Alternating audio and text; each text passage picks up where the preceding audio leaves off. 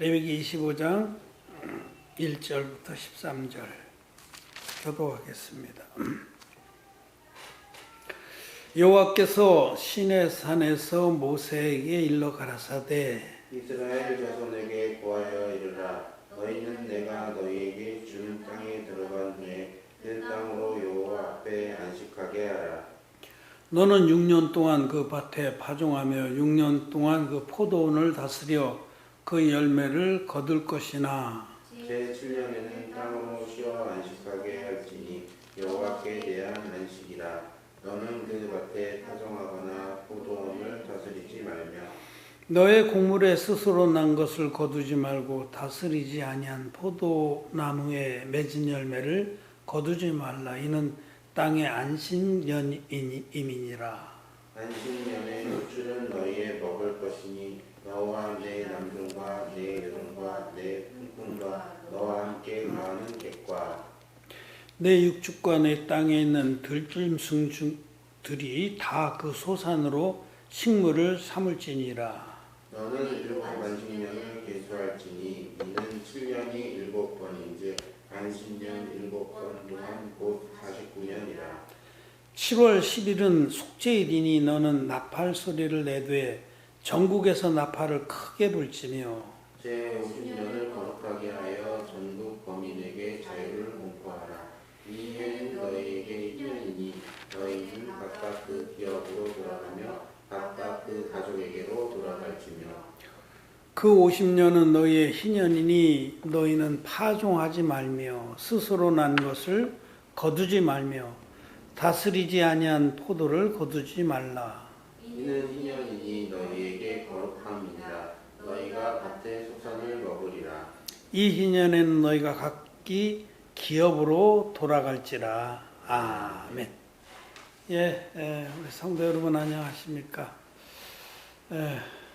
또 우리 배친 분들 멀리 네덜란드의 카렐 김형제님, 또 그시아 전사님, 캘리포니아에서도 같이 예배를 드리고 그래서 반갑습니다. 또 하나님께 우리 모두가 말씀의 은혜 가운데 하나님께 은혜를 충만히 있기를 바랍니다. 오늘 우리가 읽은 말씀은 안식년과 희년에 관한 말씀입니다. 이스라엘은 하나님의 그 약속의 말씀대로 가나안 땅에 들어가서 안식일 또 안식년 또 희년 같은 그런 제도들을 지켰습니다. 다 같이 똑같이 한 가지 뜻을 갖고 있습니다. 이것은 안식일이나 안식년이나 희년은 하나님께서 우리에게 영원한 안식을 주셨다라는 것입니다. 이 제도에 담긴 뜻입니다. 첫째로 안식일을 거룩하게 지키라. 이것은 이제 십계명에도 있는 규례죠. 안식일, 안식년, 희년 똑같이 영적으로는 하나님의 그 구원의 안식을 믿음으로 그 안식을 누리라 하는 말씀인데, 제일 기본적인 것은 안식일입니다. 안식일 제도는 하나님께서 엿새 동안 온 우주와 그 안에 있는 모든 것을 만드시는 일을 마치시고 그 행하신 일이 다 이루었기 때문에 제7일에 안식하시니라 라는 창세기의 말씀에 근거한 겁니다. 하나님께서 하시고자 하신 일을 다 이루셔서 이제 더 이상 하신 일이 없어요. 다 이루었다 라고 예수님께서 외치셨듯이 하나님께서 이 우주를 향해서, 특히 우리 하나님의 형상대로 만드신 우리 인류를 향해서 하나님의 하시고자 하신 일을 다 이루셨기 때문에 이제 더 이상 하실 일이 없어요. 그래서 이제는 안식하셨고 우리에게도 영원한 안식을 누리도록 명하신 겁니다. 엿새 동안 그 지으시던 일을 마치심에 제7일에 안식하시니라. 하나님의 뜻은 하나님의 형상을 쫓아 만든 우리 인생들이 하나님의 구원의 은총을 입음으로 죄사함을 받고 하나님의 자녀가 돼서 영생의 축복에 들어가게 하시는 일입니다. 근데 그 일을 하나님 편에서 다 이루셨습니다. 그래서 누구든지 자기가 자기만 놓고 보면 지옥에 갈 수밖에 없는 그런 자인데 하나님이 우리들 이처럼 사랑하셔서 하나님 편에서 일방적으로 우리를 값없이 죄사함 받고 의롭게 되는 길을 열어주셨는데 그 하나님이 열어주신 그 길을 그 도를 믿음으로 취해서 죄사함 받고 하나님의 자녀가 될 수가 있고 돼야 하는 겁니다. 우리 하나님의 자녀가 될 수 있습니다. 아무리 부족해도 자기의 그 비참한 처지를 하나님 앞에 토로하고 나를 불쌍히 여겨주십시오. 다윗의 자손이여 나를 불쌍히 여겨주십시오. 이렇게 메시아이신 우리 주님 앞에 고백하면 주님께서 내가 너를 네 그 모든 죄악물을 묻지도 않고 따지지도 않고 무슨 TV 광고에 나오잖아요.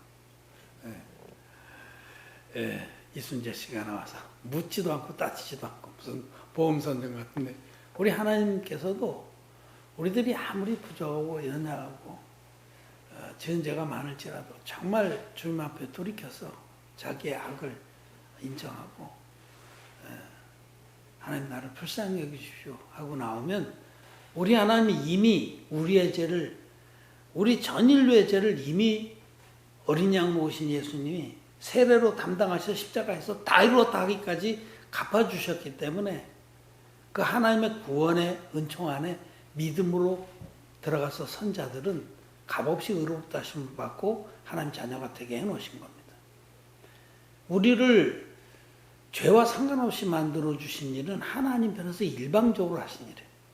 우리하고 상의하지 아니하시고 우리의 조건을 요구하지 아니하시고 하나님이 세상을 우리 모든 인류를 이처럼 사랑하셔서 당신의 외아들 독생자를 아낌없이 우리와 똑같은 육신의 모양으로 보내서 그 육신의 죄를 정하사 예수님의 육체에 우리 전 인류의 죄를 인류의 대표적인 세례원을 세워서 세례원에 예수님께 안수 형식으로 베푼 세례로 예수님의 육체에 다 정해서 예수님이 세상 죄를 지고 하는 하나님의 어린 양으로 십자가에 못 박히셔서 당신의 피로서 그 죄값을 다 이루어주시고 마지막에 크게 외쳤습니다. 다 이루었다 하고 크게 외치실 때에 성전 지성소 앞을 가로막고 있는 그 휘장이 지성소를 들어가는 문인 그 휘장이 위에서부터 아래까지 큰 폭으로 쫙 찢어져서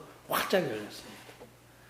이제는 하나님의 보좌 앞으로 나갈 길이 활짝 열렸다는 거예요. 아무 장애물이 없이 누구든지 예수님께서 하나님의 아들이신데 흠없는 어린 양으로 오셨는데 그분이 인류의 대표적인 안수 형식으로 받은 세례로 요단강물에서 받으신 세례로 나의 모든 죄화물을 다 담당하시고 세상 죄를 지고 가는 하나님의 어린 양이 되셔서 십자가에서 다 이루었다 하기까지 피 흘려 돌아가신 이 진리의 복음을 성령과 물과 피의 증거를 다 가지고 있는 이 온전한 복음을 믿을 때 값없이 의롭다 하심을 얻고 하나님의 자녀가 되는 겁니다. 그래서 바로 오직 믿음으로 말미암아 의인되는 하나님의 구원의 도입니다. 하나님은 전 인류의 죄를 다 없애주셨기 때문에 당신의 아들을 통해서 하나님 편에서 할 일을 다 하신 거예요. 이제 누구든지 하나님이 우리에게 주신 이 구원의 은혜를 마음으로 믿기만 하면 마음으로 믿어 의에 이르고 입으로 신해서 구원에 이르게 해놓으셨기 때문에 누구든지 하나님께서 완성하신 이 하나님의 의를 믿음으로 옷 입은 자들은 영원한 안식에 들어가게 된 겁니다. 죄와 상관없이 다시 오실 주님을 바라보게 된 겁니다. 히브리서 9장에 보면 그런 말씀이 있어요. 죄와 상관없이 다시 오실 주님을 바라게 되었다. 그러면 죄와 상관없는 자만이 다시 오실 재림의 주님을 바라보면서 그날을 기다립니다. 그래서 이 안식일 규례라든지 안식년, 이거는 1년을 쉬는 거예요. 1년을 쉬면서 우리는 하나님 우리 이렇게 안식하게 하셨다. 안식이라는 게 뭡니까? 안식은 아무 짐이나 걱정이나 근심 없이 다리 축 뻗고 쉬는 게 안식이에요. 편안할 자 휴식이자. 그럼 짐을 큰 무겁고 무서운 짐을 지고는 안식할 수 없잖아요. 아유, 며칠 전에 한 열흘 됐나? 아이고, 한 2주 됐나? 하온이하고 이렇게 그 한라 수목원에 산책하러 갔는데, 아니, 초장에는 막 뛰고 잘 그러더니, 다리 아프다고 업어달라는 거야. 내가 업어주면 내 손이 좀 짧고 가온이 통통하고 그래서 깍지가 안 껴져요. 그래서 힘들어. 깍지가 껴주면 뭐 그런 대로 괜찮은데. 그래서 이제 목마를 태웠습니다. 목마를 태우면 뭐 다리만, 팔만 잘 잡고. 근데 할머니가 지금 18kg 가까이 되거든요. 그러면 20kg 다 되는 거예요. 20kg면 그 물통 큰 거 하나. 20kg 제법 무겁습니다. 지금 이제 뭐 한참 때야 뭐 그게 아니지만 지금 이제 목마를 태우고 20kg 다 된 놈을 거길 그 먼 길에서 왔는데 그날 저녁에 뭐 온몸이 무너져 내리는 것 같더라고요. 놀라가지고. 무거운 짐을 지고는 그날 저녁에 아주 끙끙 앓았어요. 하루만. 무거운 짐을 지고는 안식을 할 수가 없죠. 그런데 세상에서 제일 무거운 짐이 죄짐입니다. 제일 무섭고 무거운 짐이 죄짐입니다. 마음에 죄짐을 가지고 있는 사람은 절대로 안식할 수 없습니다. 안식일이라는 건 죄사함 받고 거듭난 의인들에게 누리라고 주신 제도입니다. 그래서 안식일을 맞을 때마다 우리 하나님 우리 죄를 다 없애놓으신 것을 감사하고 찬양하고 기념하는 거죠. 안식년은 1년 단위로 그것을 기념하는데 이 희년은 7 안식일을 계수하고 그러니까 7 안식년 7년이면 안식년이 한 번 오죠. 또 7년이면 안식년이 오는데 7 안식년이니까 7, 7이 49 49년 되는 7 안식년 되는 해에 대속제일 제7월 제10일 이 대속제일입니다. 이날 이스라엘 백성들은 전국에서 양강나팔을 붑니다. 수양의 뿔로 만든 나팔 그걸 전국에서 같이 불러요. 뿌 그 양강나팔의 이름이 요벨입니다. 요벨. 그 히브리 말로 요벨, 양강나팔, 양뿔로 만든 나팔을 그 요벨을 높이 올려 불면은 그때부터 신년을 선포하는 기쁠 기자, 기쁨의 해. 그걸 이제 이사야서에서는 주의 은혜해라고 이렇게 말씀했어요. 이사야 선지자가 이것을 이제 해석하면서 이제 예수님께서 오셔서 우리에게 이 영원한 신년을 선포했다는 뜻으로 이사야서 61장 2절에 보면 그렇게 주의 은혜다.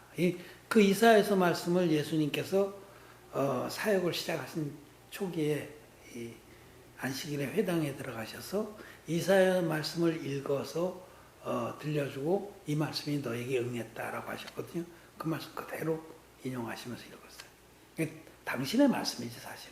당신이 예수님이 이사야의 입에 넣어줘서 선포하게 했던 그 말씀을 예수님이 친히 오셔서 누가복음 4장에서 주의 은혜에 대해를 선포하시는 겁니다.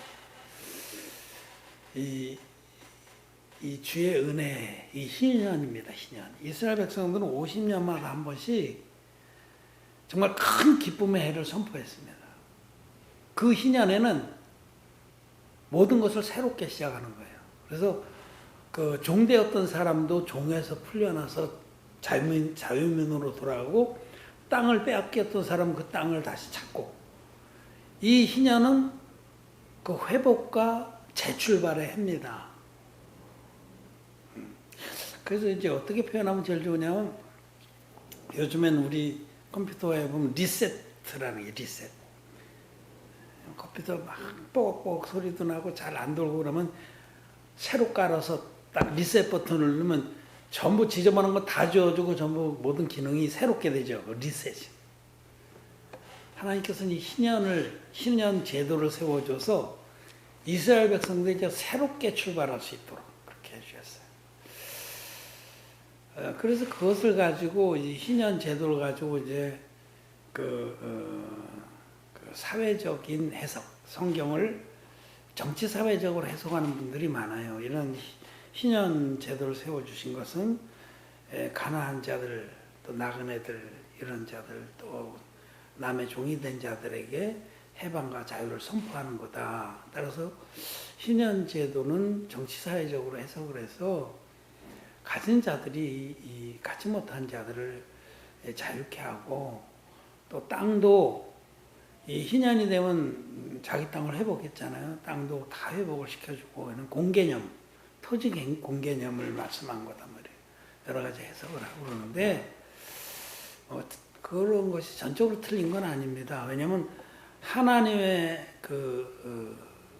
말씀은 첫째로는 우리의 구원의 도지만은, 둘째로는 하나님의 말씀은 육신적으로도 공평과 정의입니다. 그래서 이사야서 말씀에도 하나님의 그 다스리심이 나타날 때에 정의가 강물처럼 흐르리라 그렇게 하시잖아요. 우리 거듭난 의인들은 이 세상에서도 의롭고 정직하게 행하는 것이 맞습니다. 잠언서의 말씀대로 그 공평하고 정의롭고 속이지 말고 이렇게 하는 것이 맞습니다. 그러나 무엇보다도 하나님 말씀은 영적인 말씀입니다.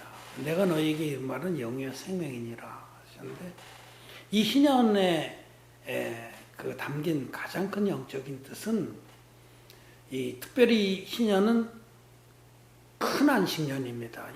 7년마다 있는 안식년이 7번 있고 나서 그 7번째 되는 안식년에 대속죄일 날, 그날 크게 양강나팔을 전국에서 부려서 희년을 선포하고 모든 그 속박당한 것들을 풀어주고 빼앗겼던 것을 다시 되돌려주고 해서 새롭게 시작하게 한 그 사건은, 이것을 그래서 큰 안식년이라고, 대안식년. 이 대안식년의 제도를 두신 것은 우리로 하면 역사의 이제 마지막에 우리에게 영원한 안식의 그 세계가 열릴 것을 바라보라고 하신 겁니다. 영원한 안식의 날. 자, 우리는 장차 영원한 안식에 들어갈 겁니다. 영원한 안식이 바로 뭐냐면, 우리 아까 찬양에 한 것처럼 새하늘과 새 땅에 들어가는 거예요. 새하늘과 새 땅.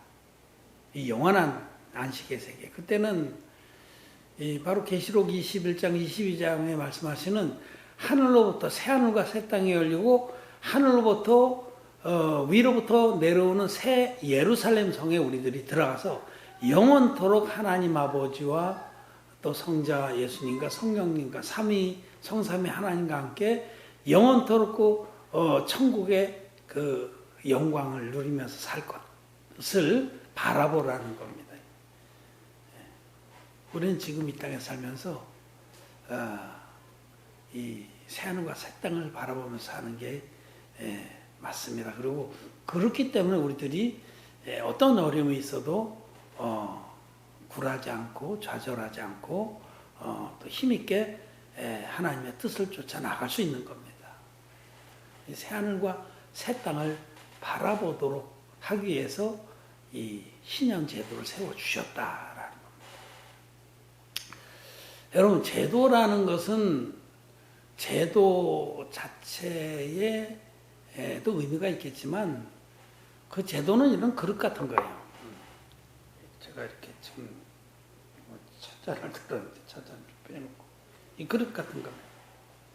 제도는 이 그릇 같은, 이 그릇은 왜 있냐면 이 안에 뭔가를 담기 위해서, 내용을 담기 위해서 있는 겁니다. 그래서 사실은 그릇보다는 내용이 더 중요한 거죠. 근데 그릇이 없으면 이 내용이 보존이 안 돼. 그래서 그릇과 내용이 이렇게 같이 필요한 거죠. 제도와 그 제도에 담긴 영적인 뜻 이것이 다 필요한데 사실은 더 중요한 건 이 안에 담긴 영적인 뜻이 더 중요한 거죠.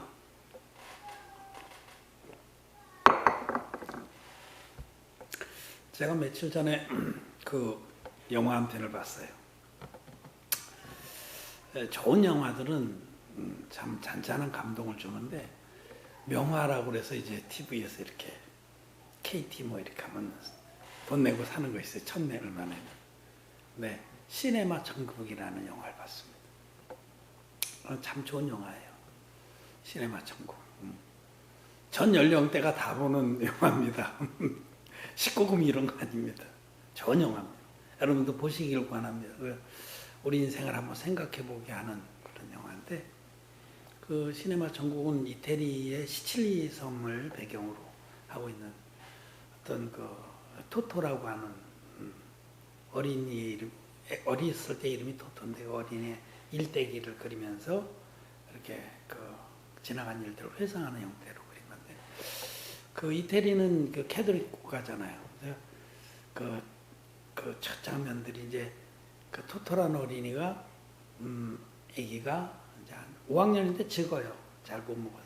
그 2차 대전 때를 배경으로 해서 그린 영화인데 그 시기 이후로 2차 대전 때가 이제 아버지가 이제 군인 나가서 돌아가시고 이제 그런 영화인데 처음 그 장면에 그 복사 천주교에서는 신부님이 이렇게 미사를 진행하면 이 시종이 있어서 그 복사가 그 기도문 하면 딸랑딸랑 둥종도 치고 그랬는데 그 첫 장면이 뭐냐면 그 성찬식 하는 장면이에요. 성찬식. 그 신부가 이 밀떡 찍은 하얀 밀떡이 있어요. 그걸 들어서 이제 나도 어렸을 때 복사를 해봤어요.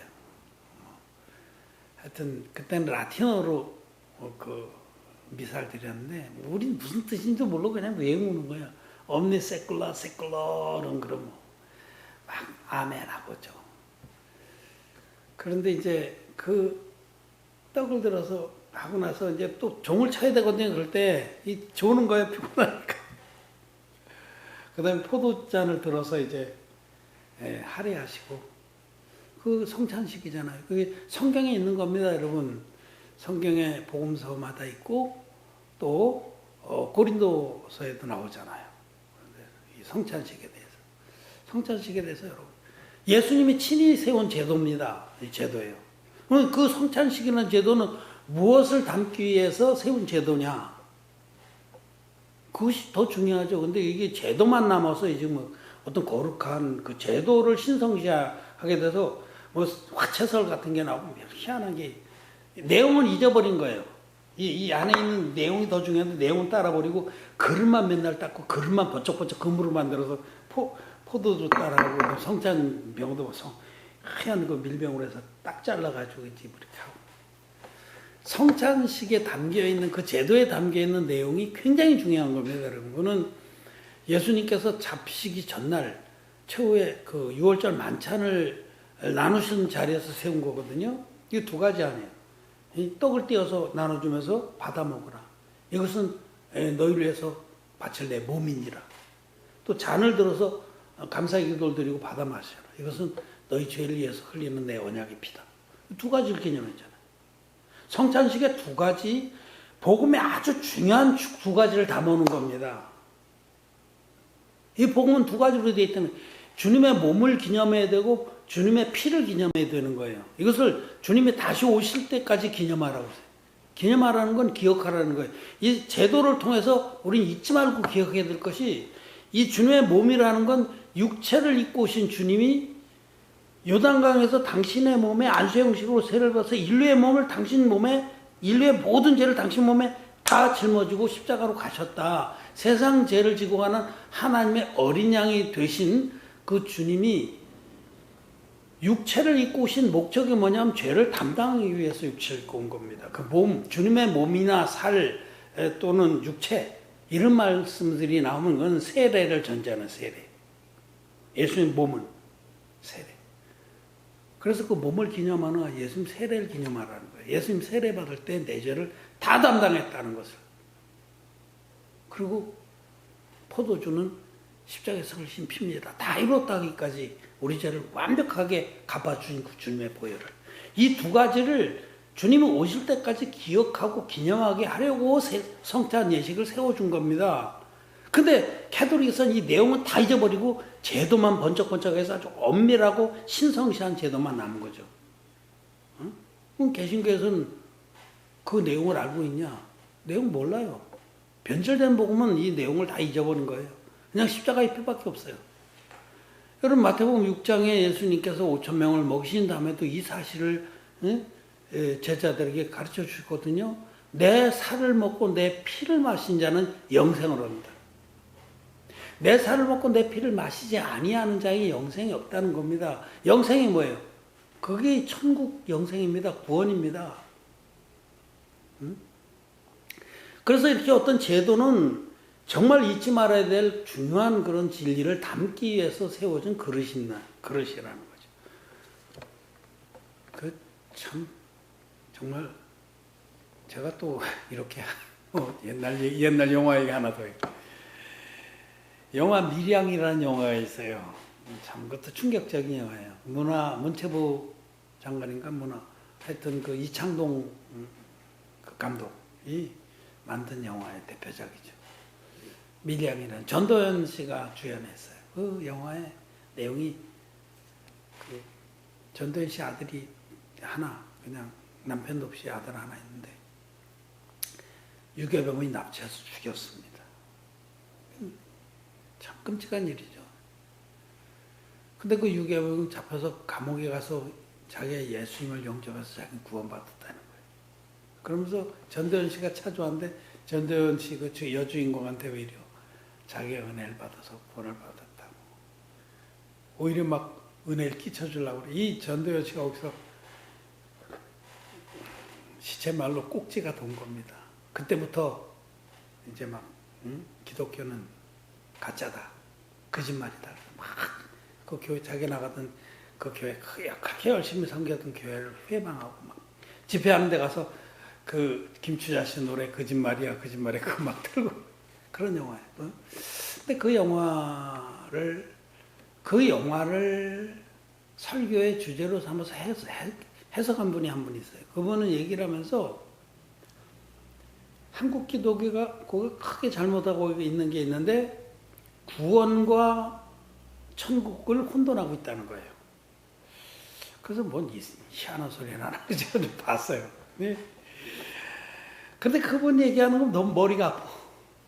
그러니까 구원이 곧 천국에 가는 건 아니고 또 낙원하고 천국도 다른 거고 막 뭐 하데스니 소리니 그런 얘기 많이 하잖아요. 원문에는 뭐로 돼 있고 뭐로 돼 있는데 바깥 어두운 데는 지옥은 아니고 말이에요. 그러니까 너무 복잡해. 여러분 구원이 천국입니다. 우리를 죄에서 구원해서 의인 만들어준 하나님께서는 그 의인들을 영원한 천국으로 인도하십니다. 그러니까 앞으로 되어질 일들을 하나님은 성경에 명확하게 말씀하시는데 이 거듭나지 못한 사람들이 성경을 보면 자기 이해가 안 되니까 말씀을 혼잡게 해요. 그래서 사도 바울이 고린도 후선지 거기에서 우리는 어떤 이들과 같이 말씀을 혼잡케 하는 이가 아니고 말씀을 굉장히 혼잡하게 합니다. 여러분 구원은 죄의 사함으로 말미암은 구원입니다. 죄가 있으면 지옥 가는 거고 하나님이 완전하게 하나님 편에서 완성시켜줘서 우리에게 주신 진리의 복음을 정말 자기가 지옥 갈 수밖에 없는 죄덩어리라는 것을 알고 인정하고 오라는 공고한 사람이로도 하고 시인하고 그 복음을 붙든 사람은 마음으로 믿어서 죄산 받고 의인이 되고 입으로 시인해서 구원을 받는 겁니다. 구원받았다는 것은 사망에서 생명으로 옮긴 것이고 지옥에서 천국으로 들어가는 겁니다. 이 죄사함을 받지 못한 자들은 아무리 종교심이 훌륭해도 지옥 갑니다. 기독교인들은 다 지옥 갑니다. 죄의 삭은 사망입니다. 그런데 이제 이 왜 혼잡하냐면 그러면 그렇게 그 자기 아들을 살해하고 나서 내가 성경 읽고 은혜 받아서 내가 죄사함 받고 내가 구원받았습니다. 그러면서 막 은혜로운 얼굴로 오히려 전도연이한테 전도하려고 그런 사람, 그건 구원이냐? 구원 아닙니다. 구원 아니니까 그런 행사라는 거예요. 진짜로 구원받은 사람 같으면요, 정말 물과 피의 복음으로 구원받은 사람 같으면 자기가 한 일에 대해서 끔찍하게 정말 생각합니다. 그리고 얼마나 상대방이 마음 아플까서 알고 정말 그런 사람도 구원받을 수 있어요. 자기가 얼마나 끔찍한 죄를 졌는지를 인정하고. 그런데 나 같은 자를 하나님이 내 죄까지도 세례로 담당했다니 정말 유구무원이 돼서 그 어머니가 봤을 때 그 앞에서 그렇게 막 은혜로운 표정을 질 수가 없는 겁니다. 그 구원을 못 받아서 그런 거예요. 그 진리의 복음 몰라서 그런 거지 그 구원받은 게 아닙니다. 진정으로 구원받는 자는요, 하나님과 사람 앞에 정말 자기가 어떤 자인데 값없이 구원을 받는다 알기 때문에 정말 구원받은 그 의의 도를 행합니다. 구원을 몰라서 그러는 거죠. 그리고 정말 구원받은 자는 그 자기가 받은 은혜가 너무 감사하기 때문에 그때부터는 그 하나님의 은혜에 합당한 삶을 삽니다. 그게 다른 거예요. 근데 이제 다만 이런 게 있어요. 그리고 또 그렇게 혼돈하는 사람들이 문제 삼고 넘어가는 게 예수님의 좌우에 강도 둘이 같이 십자가에 못 박혔는데 그 중에 강도 하나가 십자가에서 주의 나라에 임하실 때 나를 기억하셔서 그랬다고 그래서 예수님께서 오늘 내가 나와 함께 낙원에 있으리라 하셨다는 거예요. 그런 말씀을 가지고 여기 낙원이라고 한 것은 천국을 말하는 게 아니다. 이렇게 하면서 이제 제한적 구원에 대해서 얘기를 하는 거예요. 그러니까 구원에는 반드시 뭐 달란트의 비유도 막 끌어대면서 뭔가 인간의 행위가 필요하다는 거죠. 인간의 행위가 그래야지 이 천국에 간다. 구원하고 천국 영생하고는 다른 거다. 구원받은 사람이라고 다 천국 영생에 들어가는 건 아니라는 거죠. 아닙니다, 여러분. 하나님은 공의하십니다. 주님께서 물과 피로 우리를 모든 죄에서 구원하신 진리를 정말 마음으로 믿는 자는 구원을 받았고 천국 영생에 들어가는데 하나님이 앞으로 하실 그 남은 이 마지막 때의 그 하나님의 섭리들을 성경 안에서 몰라서 그러는 거예요. 그때 여러분 주님께서 이제 재난의 시대가 지나고 환란의 극한 환란에 들어갈 때 마태복음 이제 그 24장에 보면 그 마지막 때의 대질이 쭉 나와 있잖아요. 또 계시록에도 세명에 나와 있습니다. 정말 그 재난이 심해지고 또 환난에 넘어갈 때까지 믿음을 지키고 견딘 자들은 첫째 부활에 들어가는 거예요. 주님께서 공중 재림하실 때에 그들이 먼저 물과 피의 복음을 믿어서 거듭나고 먼저 돌아가신 주 안에서 자는 자들이 먼저 호련히 변화돼서 휴거되고 먼저 부활해서 휴거되고 견뎌온 자들 혹시 우리들이 그때를 맞을지 모르지만 이 복음을 지키면서 끝까지 믿음을 지킨 자들이 살아있습니다. 그래서 산채로 호련히 변화돼서 공중으로 끌어올려가서 공중에서 주님 만납니다. 이게 공중 혼인잔치예요. 그러고 나서 이 땅에 7대접의 진노가 부어지는 겁니다.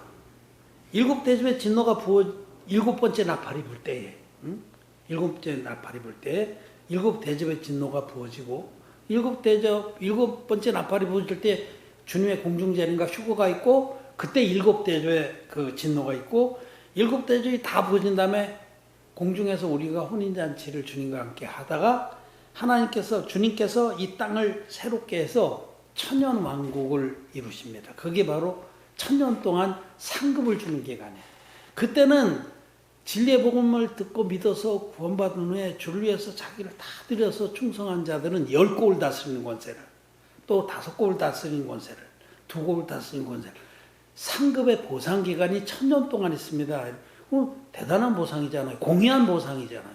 우리가 이 땅에 살면서 몇십 년 주를 위해서, 복음을 위해서 자기를 드리고 주의 기뻐하신 뜻을 쫓은 것에 대한 충분하고 공의한 보상이 있습니다.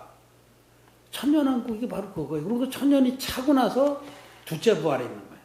근데 거듭나지 않은 모든 죄인들, 이미 죽은 자들까지 다 부활시키고 그때까지 죄인들도 새끼나면서 살아있어요. 그것도 부활시켜서 부활에는 영원히 죽지 않는 몸을 입혀서 영원한 지옥불에 쳐넣는 겁니다. 무적행에 쳐놓고 바깥 어두운 데나 지옥이나 다 똑같은 겁니다. 하나님의 심판은 천국과 지옥으로 나눠지는 거예요. 딱 2가지뿐입니다. 무슨 천주교 림보설이니 무슨 뭐 지금 이렇게 혼잡해 하는 자들이 낙원이니 뭐 바깥 어두운 데니 사이에 막 끼워넣는 것, 그 진리를 모르면 말씀을 혼잡해 하는 거죠.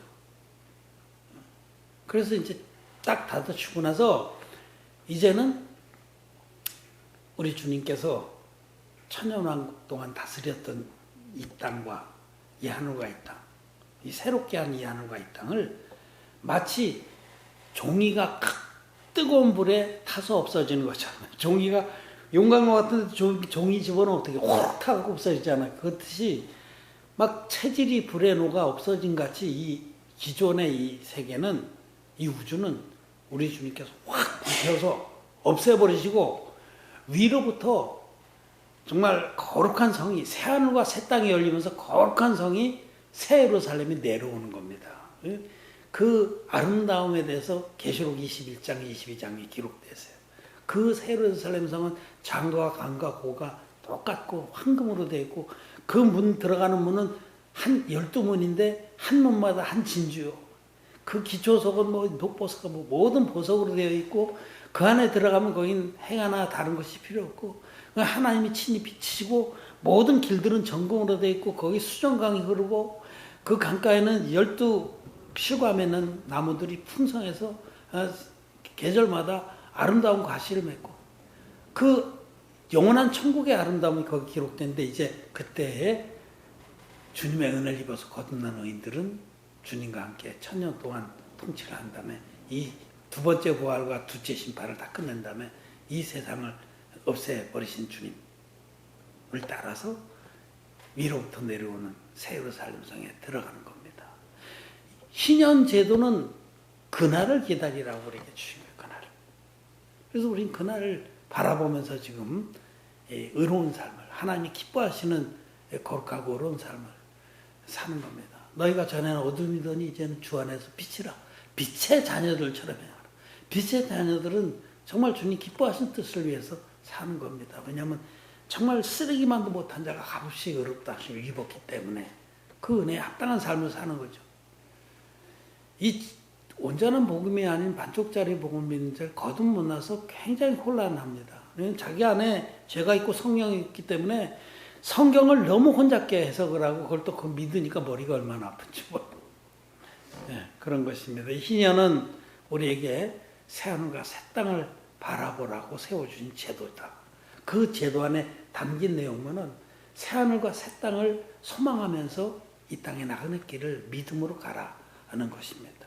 우리 성경 한 구절만 찾아보고 마치겠습니다. 베드로후서 3장 12절 13절 우리 한 목소리 읽고 마치겠습니다. 기도하면서 시작. 하나님의 날이 임하기를 바라보고 간절히 사모하라. 그날에 하늘이 불에 타서 풀어지고 체질이 뜨거운 불에 녹아지려니와 우리는 그의 약속대로 의에 거하는 바 새하늘과 새 땅을 바라보는도다. 아멘. 이 의에 거하는 바 새하늘과 새 땅을 바라보라고 우리 주님께서 우리에게 희년 제도를 세워주신 것이다.